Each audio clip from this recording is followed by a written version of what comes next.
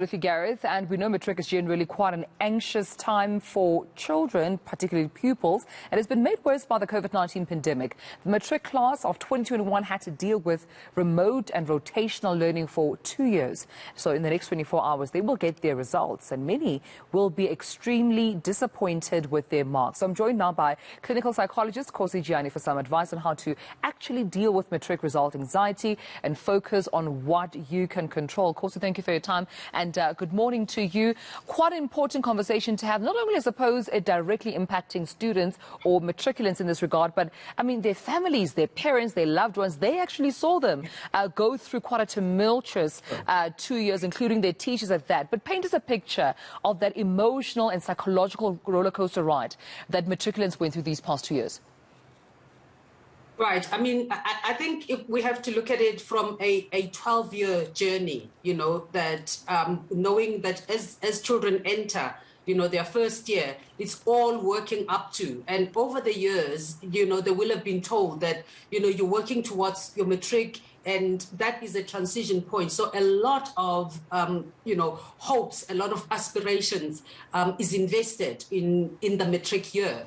And so, as you rightfully say, the results aren't only about the learners themselves. It speaks about the teaching, the quality of teaching. It speaks about the parental aspirations, but it also speaks to the child's future, their prospects in the coming year. It begins to spell out what options they have moving forward from them.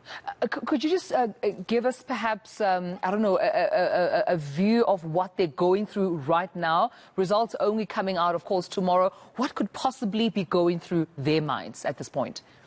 Sure. I mean, for me, they're kind of like riding a wave of anticipatory anxiety. On the one hand, they kind of want to, they're hopeful, having put their best foot forward. Of course, that's not necessarily true of all of them. Having put their best foot forward, they are aiming high, they have high hopes. And generally, the understanding is that people generally rate themselves higher than what others would rate them. And so they would likely see their efforts and therefore anticipation of results at a much higher level than probably for some is likely to be the case. But also there are those perhaps who have resigned themselves to their fate, having perhaps experienced the exam period as quite strenuous and one that they felt defeated by.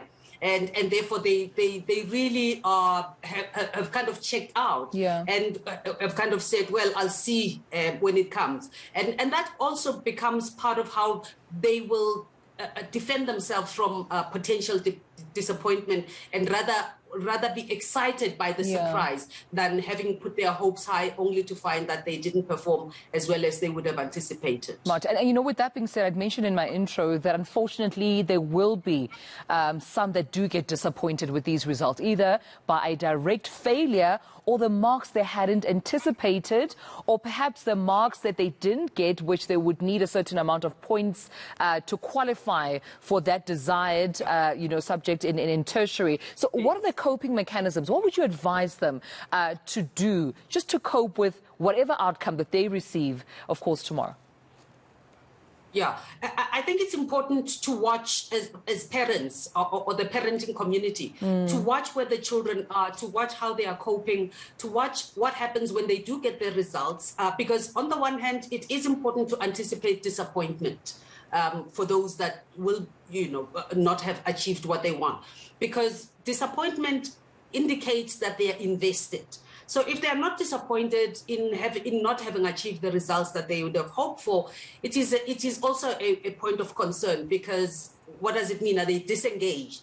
So disappointment must be expected, and this is where the role of support becomes so much important in helping them contain that disappointment, be realistic about that disappointment, and come to a point of acceptance, which will not necessarily be immediate, but to always keep the vision of there are many ways to get to a point. You can fly to Cape Town, you can take a train, you can take a bus. The time will be different, but as long as you keep the destination in mind, that's what remains important. Right, and I also believe we should have this conversation, including the class of 2022, those who had just got into their matric uniform in January when schools opened, so they can better prepare mentally for for next year, January, when they receive the results, right, Khosi? So what would then be the advice? Because their schedule's already busy. One matriculant saying they're already getting to study mode. They already have extra classes on weekends.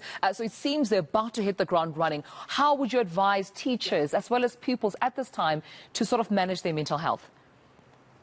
You know, I always kind of use the analogy or the metaphor that says, think of Matric as writing your ticket to choices.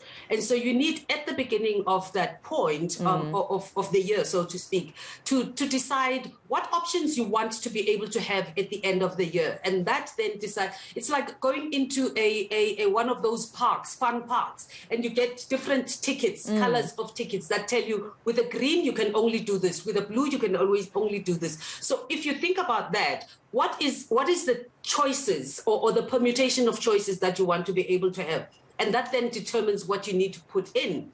And the dream must always be followed by an action plan, and it's about consistency. Right. So always know that there must always be a must and sacrifices that you're going to have to make as an investment in terms of what you want to be able to have choices to at the end of next year. That would be what they need to think about at this beginning point of their journey. Definitely advice I wish I had back in 2008 when I was doing my matric, but I appreciate you, of course, talking to us this morning, Khosi Jiyane, psychologist, giving out some very sound advice there to matriculants at this time, who, of course, need to prepare themselves mentally, have a clear plan of action so they can get the desired results next year when they, of course, find themselves in the class of 2021.